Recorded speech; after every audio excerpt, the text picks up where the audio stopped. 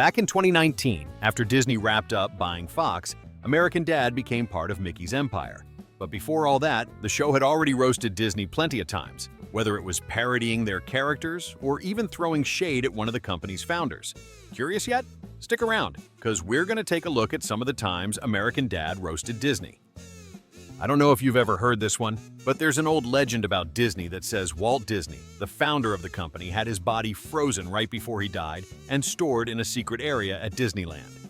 The story goes that he had cancer and froze himself to preserve his body until science could develop a cure for the disease. Pretty wild, huh? But hey, I'm not here to judge if it's true or not. I'm here to show you the time American Dad took a jab at that legend. It all went down in Season 10, Episode 10, when the Smiths went to visit the most magical and family-friendly place in the world, Philandia, which is obviously a parody of Disney. Look at that. They even have their own little castle. And according to Steve, the creator of this park was a guy named Roy Family.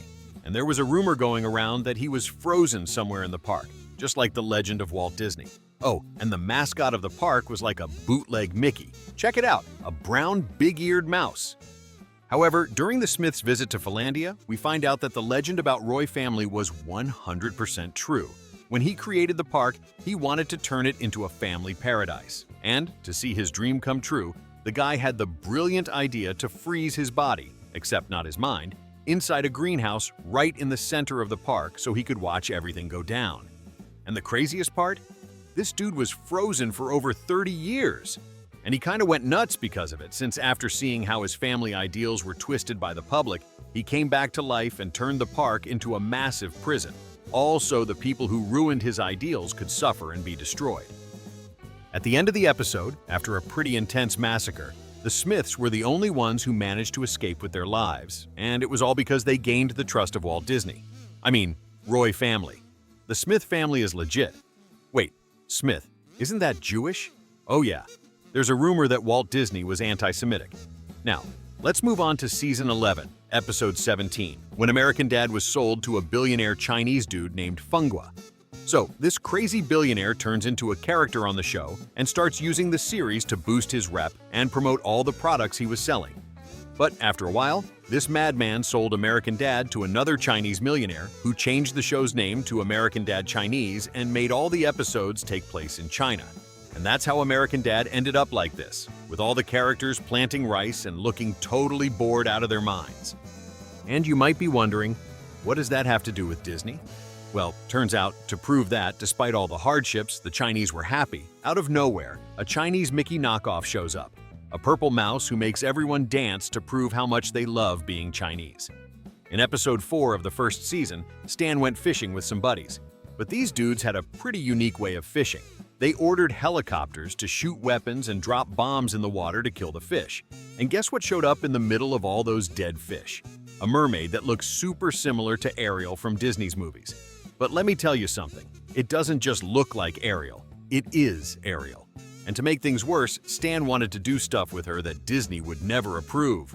Whoa, it's Ariel. Yo, Jackson, you ever hooked up with a dead mermaid?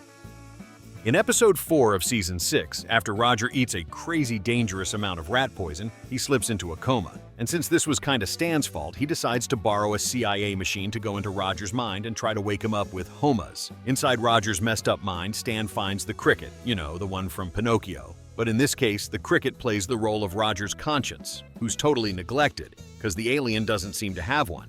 By the end of the episode, after rummaging through the alien's brain, Stan finally finds Roger. But now, he's playing the role of Sleeping Beauty. So, Stan has to kiss him, because only a prince's kiss could wake up a sleeping princess. Now, brace yourself for the most bizarre version of Cinderella you'll ever see. Seriously, this is nuts. All of this happens in Season 9, Episode 8, when Roger dresses up like a prince and throws the biggest party ever. After having an awesome night with a girl, Roger's totally smitten, saying she had the nicest boobs he'd ever seen. But as soon as midnight hit, the girl bolts before Roger could get her contact info or even ask her name. It's basically the same as the Cinderella story, except for one tiny detail. She didn't leave behind a glass slipper, she left a nipple cover. And totally in love, Roger sets out to find the girl whose nipple cover fits perfectly. See? Told you this story's pretty wild. Since it's not every day a girl's walking around with a nipple cover like that, Roger heads to the most likely place she could be, a strip club. But none of the girls there had anything like it, so Roger asks the most experienced woman at the club for help. After checking it out, she realizes it didn't belong to a stripper. It was handmade and belonged to a regular person. So, not knowing what else to do, Roger heads to a hospital and starts testing the nipple cover on women getting mammograms. And since that doesn't work, the alien starts wandering the streets, depressed, because he can't find his true love. But then, by some miracle, he spots a house with the same symbol as the nipple cover on the door. Excited, he runs over to knock. And who answers? Geppetto, who doesn't have a wooden puppet, but 3 daughters who just so happen to have gone to Roger's party. So, the alien starts testing the nipple cover. First girl, it doesn't fit. Second girl, nope. Third girl doesn't work either. Then, confused, Roger asks if there are any other girls in the house, and Geppetto says there's one more, his Anata, but she can't be the one since she wasn't allowed to go to the party.